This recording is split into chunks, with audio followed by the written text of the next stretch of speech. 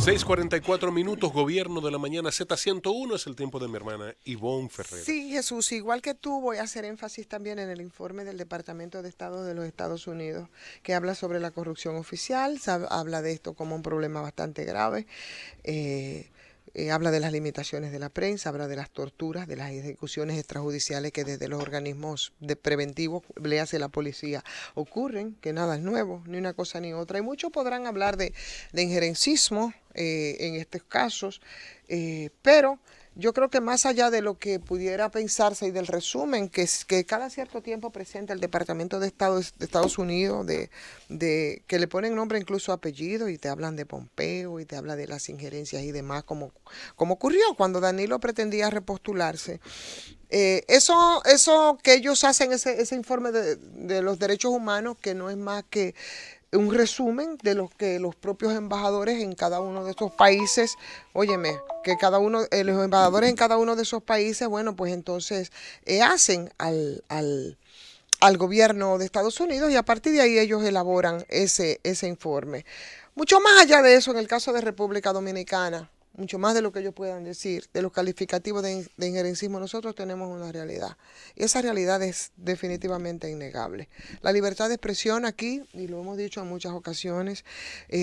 con características diferentes porque son momentos políticos, históricos diferentes, sociales también, que como ocurría en tiempos de los 12 años de Balaguer, para mencionar un caso, y justamente el 17% cumple 45 años de asesinado Orlando Martínez. Sí. Valga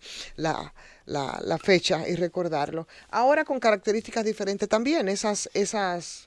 limitaciones a la prensa aquí se expresan, no es mentira. Y por supuesto que el otro aspecto interesante que hable es sobre el tema de la independencia judicial. Respecto al tema de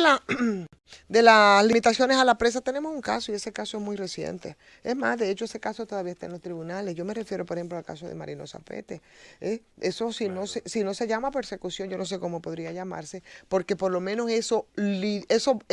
sirvió para que en este momento de lo que se hable es de la persecución y limitación a la prensa, en el caso de Zapete, y no de lo otro que ellos hablan, que es el irrespeto a la independencia judicial y a la acción judicial, con lo que denunció ese periodista, y ahí está el vínculo. Donde yo creo, el que denuncia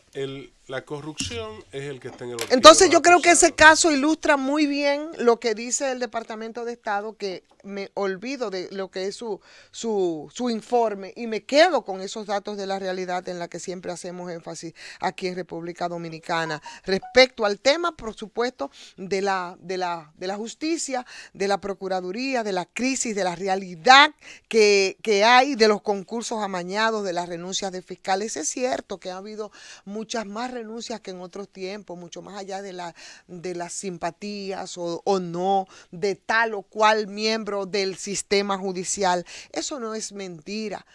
Si no, díganme ustedes por qué se está convocando, por ejemplo, a una manifestación muy cómoda, por cierto, de la Asociación de Fiscales, a una marcha, a darle espaldarazo al Procurador General de la República, que de manera forzosa muchos fiscales han tenido que renunciar porque también se han hecho las denuncias y son bastante contundentes y han tenido sus costos en términos de limitaciones del trabajo del ejercicio de la prensa respecto a lo amañado de los concursos, porque son precisamente afectos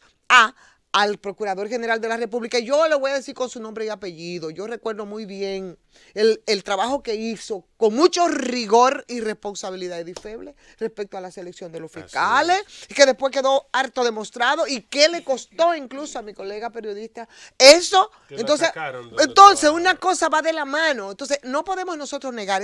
eso que todavía es algo que tenemos que alcanzar, y es que aquí la independencia de los poderes, sobre todo del judicial respecto del poder ejecutivo, no es mentira. Que el hecho de que el Procurador General de la República sea un empleado del presidente de la República, señores, limita en un país donde hay corrupciones a granel, donde la impunidad es un tema también pendiente y terrible. Entonces, no nos llamemos a engaños, ni nos rasguemos las vestiduras con informes o no informes. La realidad nos lo cuenta, y lo más evidente, y empezó usted a tratarlo, Jesús, es el caso de Odebrecht. El caso de Odebrecht, señor, vamos a hacer nada más la comparación con países que, como Perú, ha demostrado que tiene mucho más independencia del Poder Judicial respecto del Ejecutivo, y nosotros, que somos el país segundo que más solamente nos superó Venezuela, que más soborno tomamos, 92 millones, y lo que se agregó después, y los expedientes mostrenco, me parece todavía había Linares en esa esquina con un libraco grandote que me dio una copia que todavía la guardo, gracias Linares, donde en la página 14 se hablaba de Punta Catalina, y después lo que pasó con ese mismo procurador, que resultó ser una especie de mofa pública cuando hablaba de están todos los que son las últimas consecuencias, y esas últimas consecuencia fue llevada y traída hasta que eso se convirtió simplemente en un instrumento de relajo y de incredulidad frente a un poder, señor, que es lo que nos garantizaría a nosotros poder movernos sin estas impunidades y sin estas corrupciones que tienen harto y que mantienen en vilo a todos estos países y a República Dominicana de manera preponderante. ¿A dónde hemos llegado? Con el caso, por ejemplo, de Odebrecht en República Dominicana respecto de los otros países. Yo fui que traje el expediente y que después No, la página 14 no aparecía. No fui yo que saqué la página 14. No, para nada, que me diste la copia de ese expediente donde tú mismo decías, wow, pero mira lo que, ven, lea lo que dice en la 14, y después tú mismo dices, ay, no apareció, entonces, pero eso es evidencia, no, claro que no lo sacaste tú, obviamente, lo sacó quienes tenían el poder de hacerlo, y quienes tienen el poder de hacerlo, por lo que tenemos esos resultados, porque, por favor, es insólito que nosotros en este país, vuelvo y repito, que somos el segundo, con más soborno, en países que como Perú, por ejemplo, hay desde presidentes suicidados, presidentes prófugos, presidentes presos,